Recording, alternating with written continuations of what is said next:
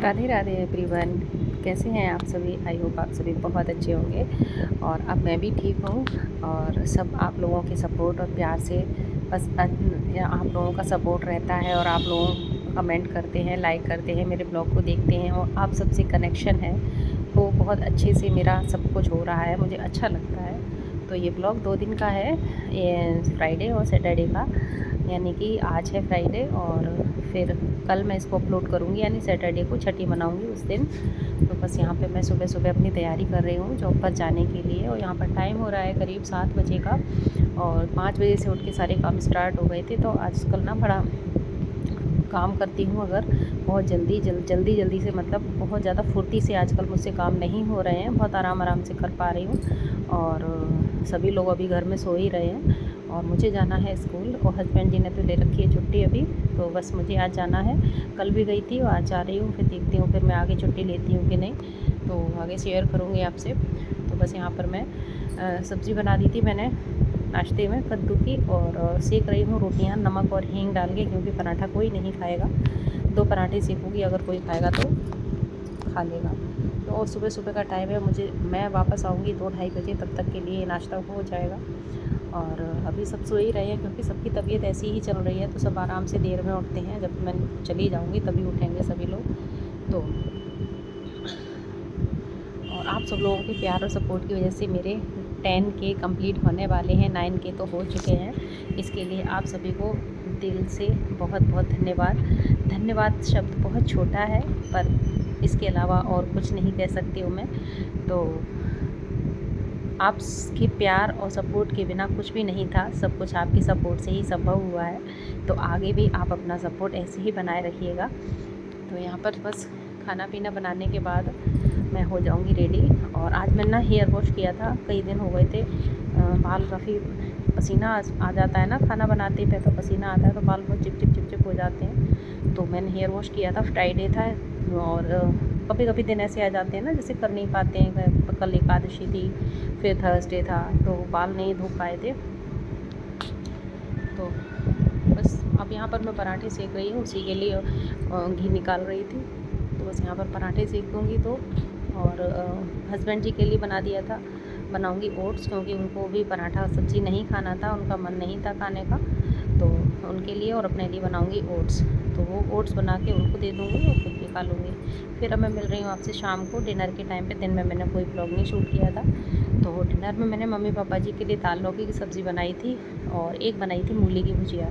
तो mummy papa जी को नहीं खानी थी मूली की भुजिया, तो वो हम लोगों को खानी थी।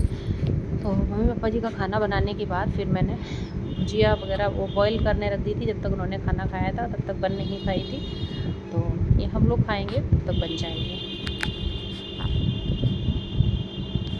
हेलो दोस्तों, रात का टाइम है और अभी मैं बना रही हूँ डिनर। वो जिसमें बना रही हूँ मूली की भुजिया और चने की दाल और लौकी। मम्मी पापा जी के लिए बनी हुई है, वो लोग खाना खा चुके हैं और अभी बन रही है भुजिया। तो बस हम लोग रह गए हैं खाने के लिए, मैं और मेरी बेटी, बाकी सब लोग खा चुके हैं क्योंकि बेटी को भुजिया बहुत पसंद है।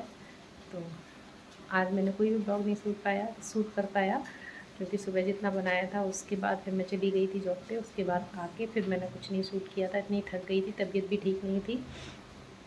तो सोचा अभी इसको थोड़ा सा ब्लॉग स्टार्ट कर लेती हूँ। और अब मैं आपसे ना सुबह ही मिलूँगी सीधे। तो कल मैं करूँगी अपने कन्हैया जी की छठी, तो देखती हूँ क्या क्या करती हूँ, सब कुछ आपके साथ शेयर करूँगी। तो फिर मिलती हूँ आपसे सुबह। फिर मैं आपसे मिल रही हूँ सीधे सुबह, यानी सैटरडे की सुबह। और सारे मेरे काम हो चुके थे, बेसिक जो भी था, और यहाँ पे मैंने कर ली है पूजा।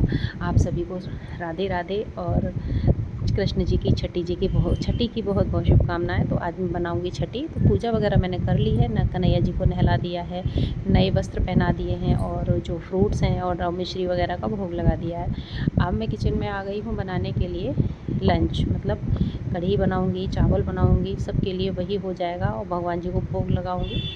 और बस यहाँ पर मैंने ऑयल गरम होने रख दिया है कढ़ाई में।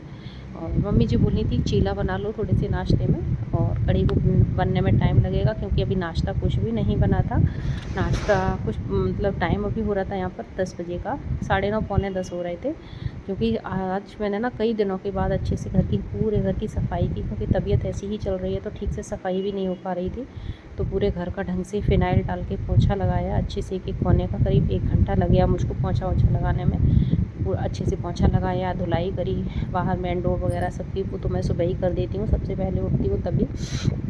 वो सब करने के बाद और फिर किचन को भी अच्छे से क्लीन किया, क्योंकि जब कभी पूजा के लिए भोग वगैरह बनाते हैं तो अच्छे से क्लीन ही करते हैं। और वैसे भी डेली ही करती हूँ, स्लैब वगैरह सुबह को उठ के पूरा काउंटर टॉप अच्छे से साफ़ करती हूँ। तो वो सब साफ़ करने में इतना टाइम लग गया था, तो मम्मी जी ने बोला कि नाश्ते में चीला बना लो, एक एक दो दो सभी लोग खा लेंगे। और बच्चे भी सो ही रहे थे, क्योंकि बच्चे भी ना रात को देर तक जागते रहते हैं, अपनी पढ़ाई वगैरह करते हैं, तो देर से ही उठते हैं। तो वो भी नहीं उठे थे, मैं, हस्बैंड जी और मम्मी पापा जी ही थे उठे हुए।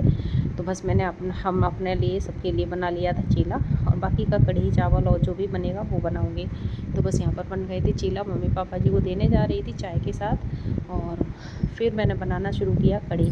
तो कढ़ी के लिए पकौड़ी ना कैसे बनाएं, कितने सॉफ्ट बने, इतनी सॉफ्ट बने, उसके लिए ना सबसे अच्छी ट्रिक है कि बेसन जो होता है ना, उसको जितना ज़्यादा अच्छे से फेंटेंगे आप, उतनी ही अच्छी हमारी जो पकौड़ी होंगी ना वो सॉफ्ट बनेंगी। कोई चीज़ डालने की ज़रूरत नहीं है। बहुत से लोग इसमें बेकिंग सोडा वगैरह डालते हैं, बट मैं नहीं डालती हूँ। मेरी कढ़ी की जो पकौड़ी है ना इतनी सॉफ्ट बनती है कि मुँह में रखते ही घुल जाती हैं।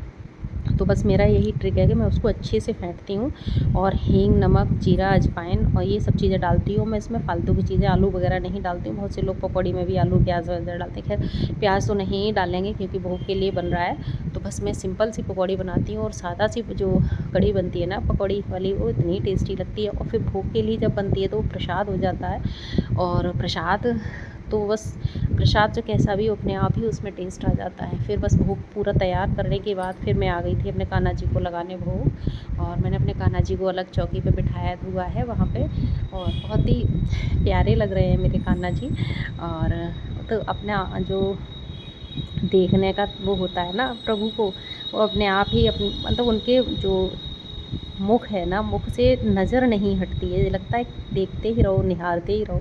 इसीलिए तो कहते हैं कि आज कान्हा जी की छठी है, तो आज इनको नज़र भी बहुत उतारना ज़रूरी है। तो मैंने अपने कान्हा जी के लिए वाइट कलर की ड्रेस बनाई हुई थी अपने हाथों से। तो ये बनाई थी मैंने जन्माष्टमी से पहले ही, सोचा था जन्माष्टमी पे इसी को पहनाऊँगी, बट थोड़ी सी वो ना बहुत ज़्यादा चमकीली नहीं है, सिंपल एंड सोबर है। तो मैंने सोचा फिर जन्माष्टमी पे तो थोड़ी सी वैसी पहनाऊँगी जो खूब अच्छे से चमके। तो मैंने येलो कलर की ड्रेस पहनाई थी जन्माष्टमी पे, बट ये मैंने रख ली थी छठी के लिए। तो इसलिए फिर मैंने छठी के पे आज ये पहनाई है, और बहुत ही हल्के कपड़े की है, बहुत ही सॉफ्ट है, बहुत ही प्यारी बनी हुई है। और इसको जब ना पूरा दिखाऊंगी मैं किसी दिन, अभी तो दूर से दिख रहे हैं तो अच्छे से दिख नहीं पा रहे हैं। तो बस यहाँ पर मैंने अपने कान्हा जी को लगा दिया है काजल, और फिर उसके बाद आरती करने के बाद भोग वगैरह लगाऊंगी। भोग पूरा तैयार हो चुका है, और कुछ तो मतलब वैसी कुछ चीज़ नहीं बना पाई थी, केवल कढ़ी चावल ही मुख्य होता है। तो बस यहाँ पे मिश्री वगैरह मिठाई में रख ली है, और फ्रूट्स रख लिए हैं, ड्राई फ्रूट वगैरह। तो बस यहाँ भोग लगाने के बाद फिर सबको जो ये काजल जो मैंने लगाया ना अपने कान्हा जी को, वो काजल मैं घर में सबके थोड़ा थोड़ा लगाऊंगी। बहुत अच्छा होता है, और घर में इस तरह के छोटे छोटे उत्सव करते रहो ना, तो घर में बहुत अच्छी पॉजिटिविटी आती है, और मन बहुत खुश रहता है। और सच बताऊँ ना, इसको ये सब करने के बाद मुझे इतना मन को शांति मिलती है, मेरे मन को तो बहुत शांति मिलती है। ऐसा अनुभव होता है कि पता नहीं कितना सुकून हो गया है।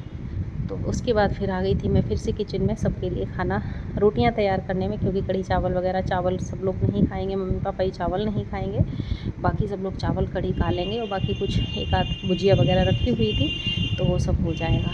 तो बस इसी तरीके से आज मेरी कान्हा जी की छठी मैंने मनाई। आप लोगों ने कैसे मनाई मुझे कमेंट बॉक्स में ज़रूर मेरे साथ शेयर कीजिएगा, और मैं तो जितना कुछ भी करती हूँ आपके साथ सब शेयर करती हूँ। उसके बाद फिर मिल रही हूँ आपसे शाम के 5 बजे, यानी कि दीदी आई थी, बड़ी वाली ननद जी, जिनको मैं बता दूँ जो लोग नहीं जानते हैं, पुराने जो नए व्यूअर जुड़ते हैं उनको, कि वो ननद जी हैं मेरी बड़ी वाली दीदी, वो यहीं रहती हैं, तो वो अक्सर आती जाती रहती हैं। तो वो स्कूल से आई थी अपने, तो एक गमले में बहुत सारी तुलसी लेके आई थी, तो बस उन्हीं को मैं लगाने के लिए छत पे आ गई थी। करीब 8-10 तुलसी के पौधे, छोटे छोटे से प्लांट थे गमले में, तो उनको सबको अलग अलग गमलों में लगाने के लिए मैं छत पे आई हुई हूँ।